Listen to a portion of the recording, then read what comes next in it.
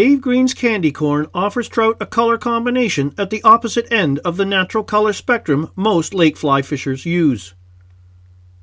Trout don't seem to mind though, as the candy corn has proven itself on countless occasions. Here are the materials you'll need to spin up your own selection of candy corn.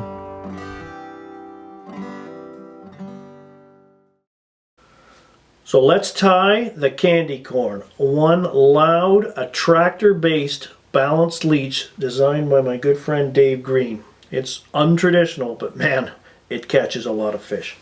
Into the jaws of the vise, I've placed a Daiichi 4640 number 10 jig hook. You could also use, for larger sized candy corns, a 4660 number 8. Number 8 is as small as the 4660 goes. Number 10 is as big as the 4640 goes. So we're going to start with hot orange tying thread to complement the two-tone orange look this fly has. We're just going to come in, trim that off, come back up. And what I've done is I have placed a 1/8 tungsten bead onto a sequin pin. I'll just get that secured and show you. Often asked, what's a sequin pin look like? There's one right there. It's just a small sewing pin. And I've slid the bead onto the pin with the tapered open end facing the pin head, so it envelops the bead. And I've got this tied in. Just going to wiggle it forward a little bit.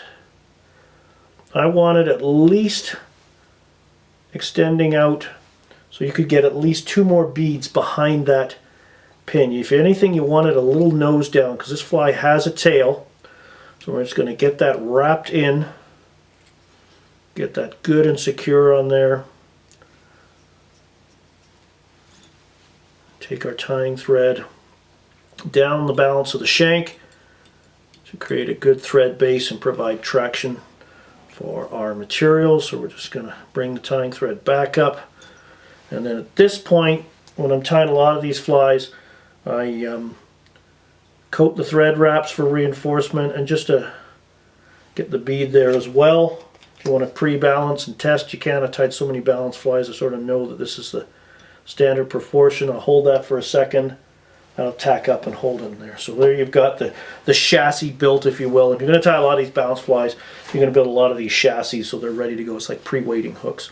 For the tail on this fly, I'm going to use some rabbit. Dave likes to use rabbit. In this case, I'm going to use some of the UV2 rabbit strips. Olive is the color. Alright, so I'm just going to pluck away the front portion of the hide to expose it. I come in with my scissors points, trim this on an angle to ease tie-in, and we're just going to hold that right there like that. 1 over top, 2 over top. Now I tighten. When I tighten, those wraps are going to constrict around equally around the material. It's not going to roll all over the place on you. We're just going to secure that rabbit right back. Secure it along, and then we're going to come in and trim our hide on this kind of short. Well, not too short, because you can always shorten it on the water, if you will. So we're just going to come in with our scissors.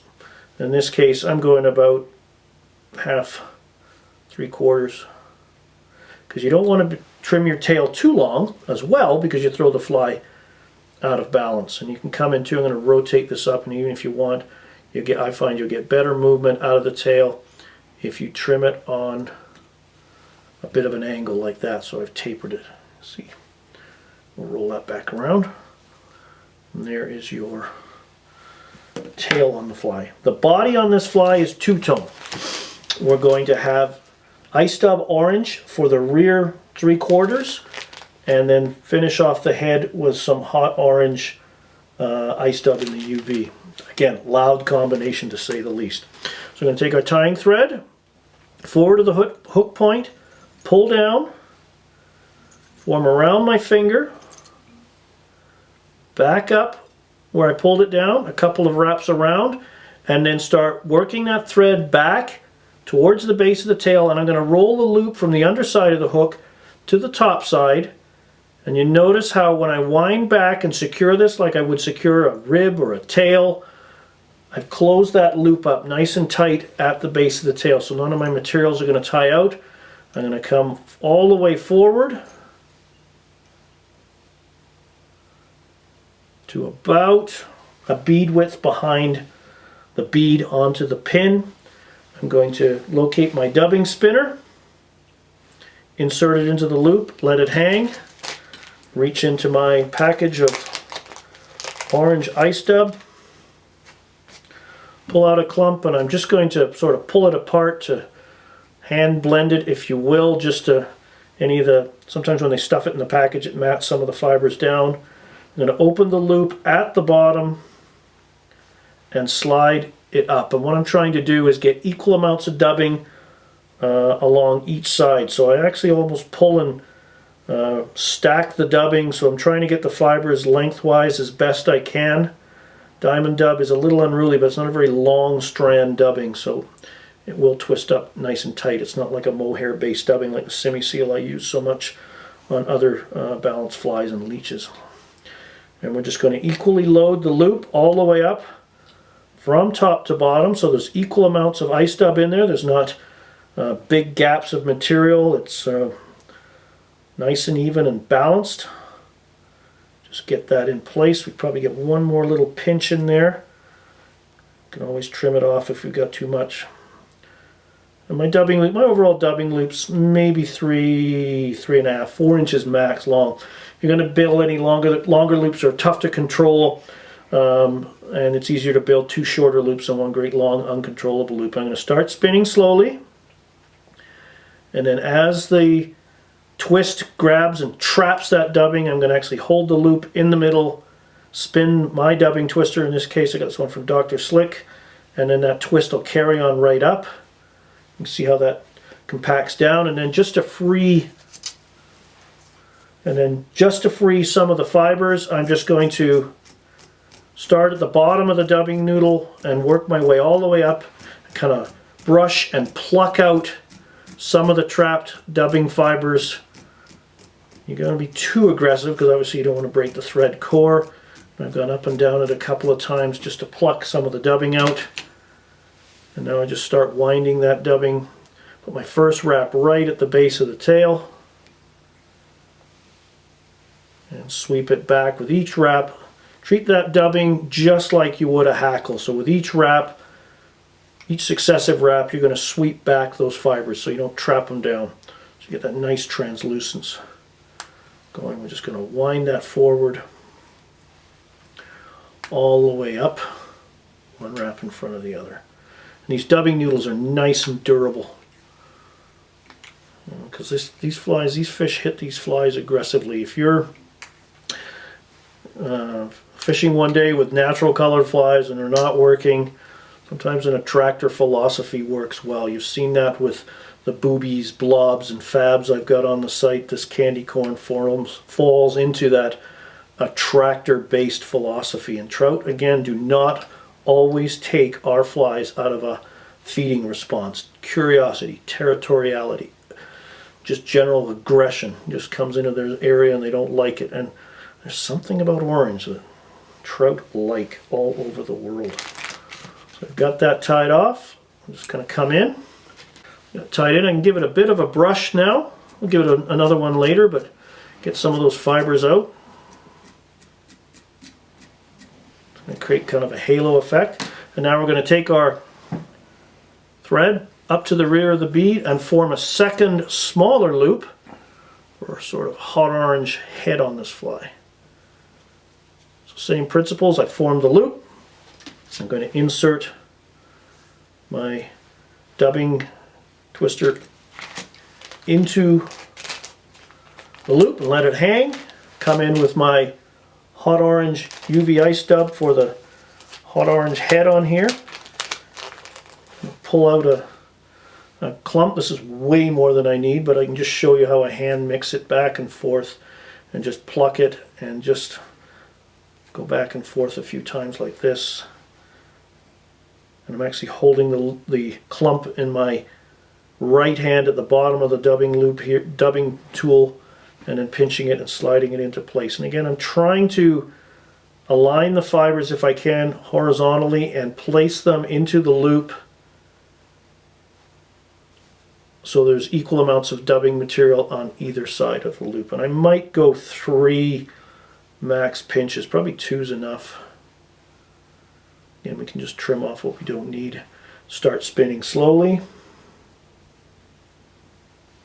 And once we've got it trapped in there with a few twists, we can sort of pinch the loop the way this dubbing twister works. I give it a hard spin below, let go, and then that twist carries on right up the loop, locking everything firmly in place.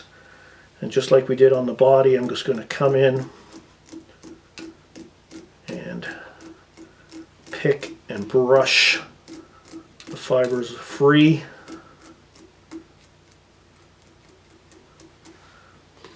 And then we're just going to come around. My thread again is hanging right at the back of that bead. Just going to wind that up, and then once we get to sort of that first wrap, then I'm going to come in, treat this like a little dubbed hackle, if you will. I'm going to come in and brush those fibers back and pack that sort of hot orange head right in tight behind the bead. I've got a little bit left over, it's enough, so 2 over top, a couple in front to lock, trim.